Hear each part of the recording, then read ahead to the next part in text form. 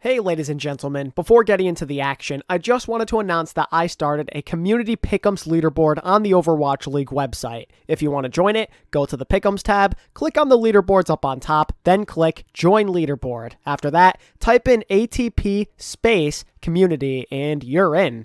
Someone in the comments recently told me to consider making one of these and it seemed like a pretty good idea. So with that said, join today, show me how smart you are. Anyway, thanks for your attention, now on to the video, enjoy. After a well-needed break, the Overwatch League resumes as we head into Week 1 of the Summer Showdown qualifier. Last year's tournament was bonkers. Will this year hold more of the same? Let's set the scene with the typical preview of the week, plus my predictions for the games. How about starting with some meta predictions? The hero pools have subsided, which means that Tracer, Reinhardt, Zenyatta, and Sombra are once again available for play. No hero pools are in place for this tournament as well, so anything goes. In terms of what ends up being fielded, the possibilities, they're pretty endless. Now, of course, I absolutely see Tracer, Sombra, and Reinhardt getting involved again. Tracer in particular, she's pretty powerful, so she should regain some relevance. I'm expecting the amount of Rein we see to go down, though, compared to the melee. King's Row is back, which is great, and I think that some teams might just run him instead of Winston on the rush comp on some scenarios, but Rein just doesn't feel as strong right now. I'd hate to be that guy who says this, but I get the feeling that Orisa may become more relevant in North America. It's what a lot of teams in North American contenders have been running, so if that's any sort of indicator, then expect a potential slowdown in terms of the pace.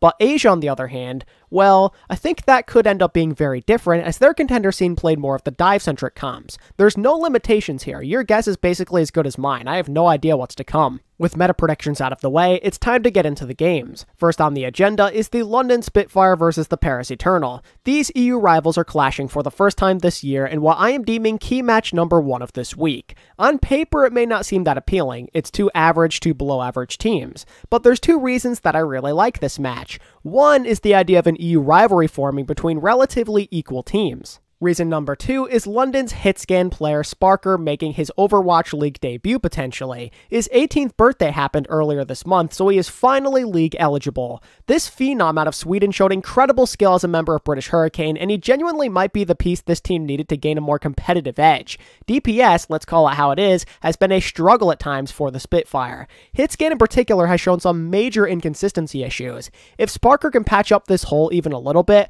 a win over Paris instantly becomes a possibility. Historically, we've seen quite a few mid-season rookies have strong debuts. Maybe Sparker will continue this trend, but honestly, I'm of the belief that Sparker and the new coaching is not going to be enough. London in general have been uncoordinated, and they're potentially heading into a meta that in my opinion favors their opponents. If we see Orisa, I like Paris. Don plays better in this type of situation. Not to mention that it opens up the door for Khan to play more of his signature Baptiste, which in that case gives Paris a potential advantage at support. I'm expecting a competitive outing, as I truly do believe Sparker will give his teammates an energy boost, but I'm sticking with Paris in a 3-2 result. The Eternal have been performing fairly well as of late, and if they're playing someone they're arguably better than, you best believe I'm going to be picking them. Vestola and Dridro feel more comfortable out there most likely, and I think the likes of Khan, Don, and Naga have the overall advantage. Paris are simply more trustworthy, which is why I ultimately favor them. The other Friday afternoon game is also a key match, but this time, it's between two of the higher tier teams. It's the Shock versus the Gladiators. For starters, Ant, he is back in the league, and at the same time, Striker is retired, so it'll be very interesting to see how the Shock can perform. Also, I find myself kind of just at a crossroads in general. Another disappointing end to a tournament could leave the Shock with some confidence issues, but at the same time, the Glads historically have not been very trustworthy or reliable in big games. Plus, the Shock are pretty good with taking care of business in the qualifying round as seen by their 7-1 record. Both sides make a tempting case. My brain is telling me Shock wins this, but my heart is saying Gladiators. The Shock should have the advantage on paper, but some part of me is saying to take a risk. But what makes the Gladiator so tempting in this situation? Well, if the meta transitions to the place I think it's going, the Glads might hold up better than people think. They already showed up the Rain on heavy shield comps, and if they can beat the Rain on it, I see no reason why they couldn't also do the same to the Shock. It plays up to some of their biggest strengths. Shu gets to play the Baptiste, which he's been really hot on this year, and the DPS put in the work on Echo and Sniper characters. Not to mention that they can use Mott's more disciplined style compared to FD God to their advantage. But some might argue the Shock do well in this situation too, and you're probably right. Violet's Baptiste is no joke either. Nero, he's been underrated on the Echo, and the Shock now have Ants at their disposal who really could be their X factor. but the way the Shock have been playing as of late makes me think the Glads benefit a bit more. The Atlanta loss in particular saw the Shock supports getting picked apart by spam and deadly snipers. Their aggressive nature was biting them. With Moth, there was a good balance on this team. With FD God, it's practically all aggression. The Glads could take serious advantage of that. It's kind of wild, but that's kind of what I think is going to happen for some reason. I am predicting the Gladiators over the Shock in 5 maps. If Kai, Happy, and Pelican can expose this weakness, I see no reason why Birdring and or Kevster couldn't do it either. They're just as capable. Now, maybe the Shock do iron out some of these issues, and if that's the case, this prediction will age very poorly. But I'm willing to take the risk. When my gut calls out to me like this, I follow it for better or worse. Plus, when you think about it, the Gladiators usually sneak out a win against the Shock every single year. It happened last year and the year before, so why not continue the trend? Regardless of what goes down, this has the making of potentially a really good match. Alright, it's day 1 of APAC time, and we don't exactly start off on the right foot, because the Valiant are playing the Spark. I'll be honest, I'm starting to get very tired of even spending any amount of time involving the Valiant in these types of videos. There's nothing to talk about. The Valiant are in no condition to win. What real evidence is there that they'll even make this game competitive? A meta change? But even then, the Spark have been so incredibly hot as of late. It goes without saying that I'm picking the Spark to win 3-0. There's no reason to go with any other result unless you're going for a high-risk, high-reward pick in like a Pick'ems league or something. I will say, though, it should be interesting to see how the Spark perform in a meta where they potentially have to play something different compared to what they practically one-tricked in the June Joust. But of course, that's not something to worry about in this particular series. We'll have to wait until they play a real opponent. Anyway, next up, an interesting key match presents itself when the Hunters play the Seoul Dynasty. The season series is tied at 1 apiece for those of you keeping track at home. Their rivalry so far has been quite enjoyable to watch, very back and forth. They feel relatively even when it comes to skill level. It's a good matchup, and it very much will depend on what's being played. If we see more of the divey stuff involving Ball and Winston, I'm taking Chengdu. But if the pace is slower, then the Dynasty are the team to pick. The map selection could play a major role in this too. The Dynasty are currently on the better trajectory, but the way the meta is shaping up, it's definitely better for Chengdu if we go off what teams have been utilizing in the Tier 2 Chinese scene. There's a strong possibility that Double Shield and Orisa comps are weaker in the East, which could spell trouble for the Dynasty. Part of the reason they nabbed the advantage in the previous series was because they were a stronger Orisa team. I don't trust Gesture as much as I do Gaga on Winston or Wrecking Ball. He just hasn't been as impactful this year. Not to mention that some of his decision making has been questionable. The good news though is that Prophet gains access to a signature tracer again, which can always be a major difference maker. And if you play 2U, they'll surely do fine at off tank. Although, given Soul's track record, there's no guarantee that Marvel doesn't randomly come in to play like Zarya or something like that. It doesn't make sense, but that's what Soul likes to do sometimes. Something else that concerns me is Sombra potentially playing a role. Fitz has been getting a lot better on that hero, but the randomness and unconventional play of Chengdu could cause some problems. I don't know, man. Soul just feel like they're at the disadvantage in the situation, which is why I am going with a 3-2 victory in favor of Chengdu. Despite my concerns, the Dynasty should be able to keep this close. Heading into this recording, I almost chose them. I was very tempted because this team loves to defy my expectations. They've shown they can improve if given enough time, unlike last year. But Chengdu should be less confused if the meta turns away from the slower stuff, which in turn means you get a more confident squad. They can handle Seoul. I know they can. While we're on the topic of rematches, that segues us into the Charge versus NYXL. It's not quite key match levels of interesting, but it certainly does have its charm to it. Last time, New York got stunned by the Charge, who they clearly weren't ready for. Will the same thing happen again? Do the Charge have the NYXL's number? Anything is possible. The NYXL will likely be prepared for the random Doomfist comp this time around, so the Charge might have to get creative if they can't win in the mirror. And the good news for Guangzhou is they might get the NYXL at a very good time if the meta proves to shy away from Double Shield.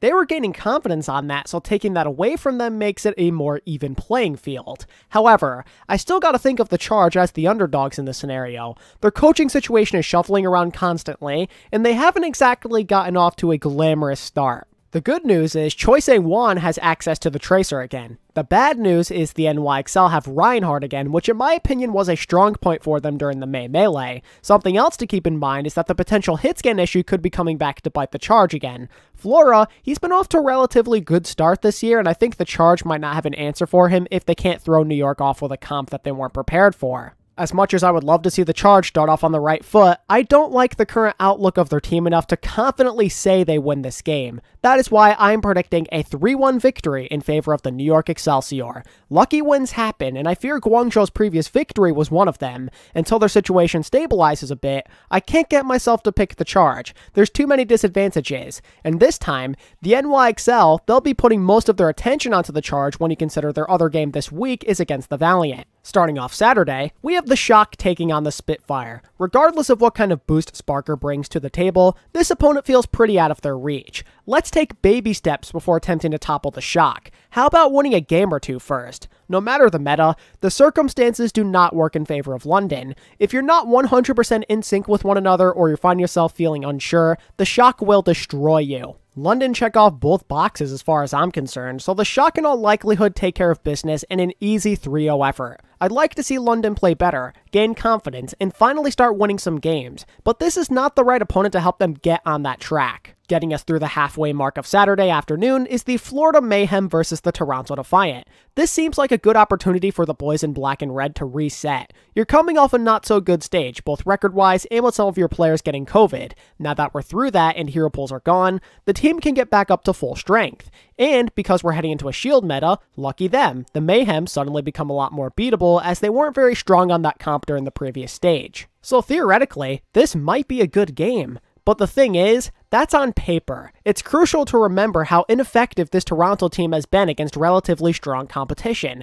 Aside from the Atlanta reverse sweep, any other opportunity to prove themselves has gone down the drain. This Defiant team feels to me like one of those good, but not great rosters. Give them an opponent they should beat, and they usually will produce the result you're looking for. But anytime that level of difficulty increases, that trust evaporates, and this just so happens to be one of those situations. I am giving it to the Mayhem in a sweep. The result feels fairly obvious every single game that involves Toronto. There is no, they're at a disadvantage, but they might win, or anything along those lines. Most of the time you either say they are winning, or they are losing without a doubt. No in-betweens. Again, maybe this time could be different given Florida's struggles recently, but I wouldn't hold my breath. Ending Saturday evening, the Titans play the Uprising. Yeah, let's call it how it is. Vancouver are basically North America's Valiant. It's a team you don't have to take very seriously, and you'll still win. That's what typically happens. But Boston, they're kind of a special exception. They need all the wins they can get to climb up the rankings.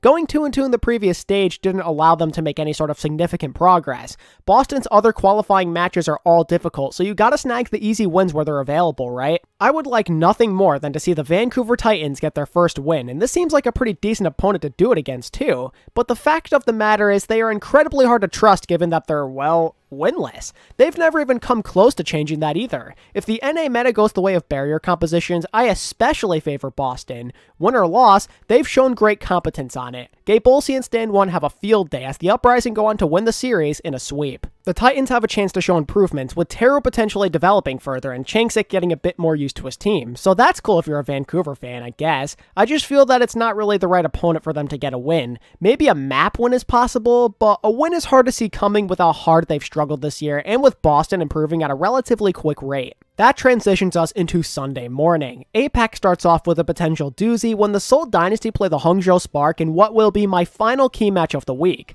I'm pretty excited about this one. It's another opportunity for the Dynasty to prove themselves to the haters, and as I said before, this is a great opportunity to see if the Spark can adjust to a potential meta shift. I highly doubt they'll be able to get away with running the exact same thing. Adjustments will have to be made. For example, Architect may have to flex onto the Tracer. This, in general, should be an absolute brawl. In my honest opinion, the Seoul Dynasty match up fairly well with the Spark. Both teams' biggest strength lies within their DPS right now. Despite Shy and Architect performing extremely well these last few weeks, they might not have the clear-cut advantage over Prophet and Fitz, who have also been red hot. They might counter each other out. At that point, it's kind of up to the other guys on each team to step up.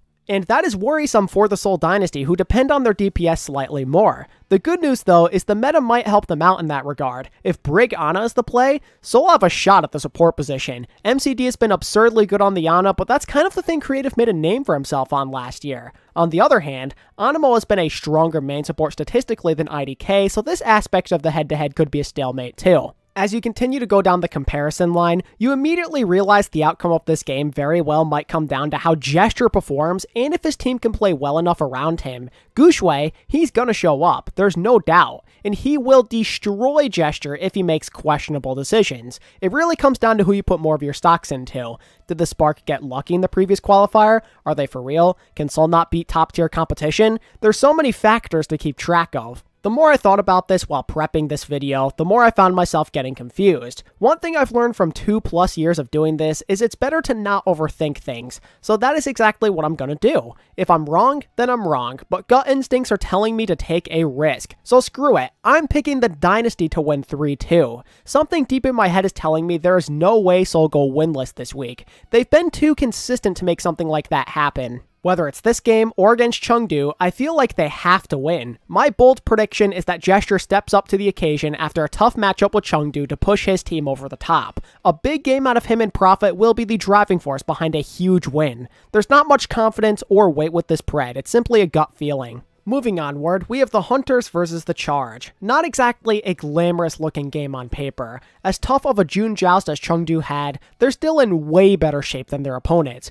A 1-3 qualifier very well could have been 3-1 had a few things gone differently. The Charge never came close outside of that one game they actually took. Again, I have to emphasize how tough the Charge's situation truly is. They're not a very strong team on paper to begin with. Now you add in some internal struggles and it's a big mess. Their problems go far beyond not playing well. They're kind of just a mess in general. Chengdu were just having some performance issues. Despite each of them going 1-3 during the June joust, there's a substantial difference between where these two currently stand. I gotta go with a quick 3-0 in favor of the Hunters. Choice A1 has a chance to do some work on the Tracer and Echo, and maybe Kariv can have a good showing on the Ana. But what else can the Charge realistically get out of their current situation? The hitscan nightmares are real, Rio and Jaehoon don't compare to Gaga on how he's been performing this year. It's a tough realization to come to, but the Charge aren't where they need to be. Alright, who do we have next?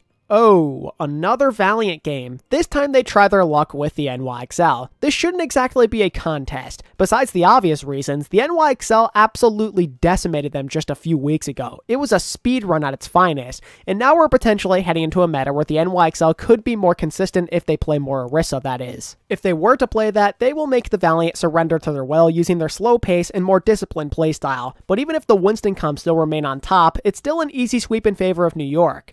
God, this is starting to feel like it's not even worth it. Give me something to talk about, Valiant. Please, I'm begging you, it's just a waste of time. With mental breakdowns aside, that brings us to the final 3 games of the week. First up is the Gladiators and Eternal. These two literally just played each other recently, so their styles of play will be fresh in each other's minds. That begs the question, will the Paris Eternal be able to take advantage of this? As I mentioned earlier, their new players will likely be more comfortable heading into this match, so if they can come in with a good enough strategy, there's a distinct possibility they make this interesting. Paris are strong on the shield comms, but so are the Glads. That's the issue. Muse and Space have gotten into a pretty good rhythm as of late. There's also the issue of Bird Ring. Onigod, he's been playing pretty well, but this is no ordinary opponent. He's found a more defensive style to be quite effective for him and his team, but how will that work for him when he plays one of the most aggressive playmakers in the game? If the previous matchup tells us anything, then it won't bode well for him or his team. The play of Paris has been very satisfactory as of late, but every strength gets matched by their opponents and then some.